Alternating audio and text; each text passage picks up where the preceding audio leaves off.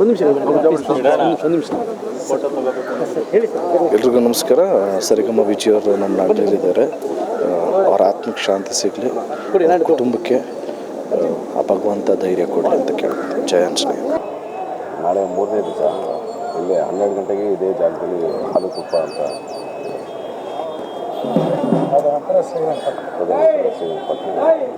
ಕುಟುಂಬದವ್ರು ದೊಡ್ಡವ್ರು ಯಾರು ರೀತಿ ಏನು ಆಚಾರ ಅವ್ರು ಅಂದ್ಕೊಂಡಿದ್ದಾರೆ ಅದು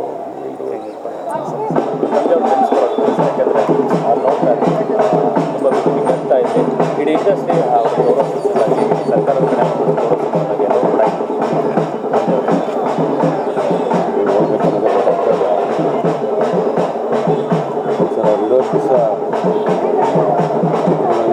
ಅವ್ರ ಕೈಲಾಗಿ ಸಹ ಸೇವೆ ಅವ್ರು ಮಾಡಿದ್ದಾರೆ.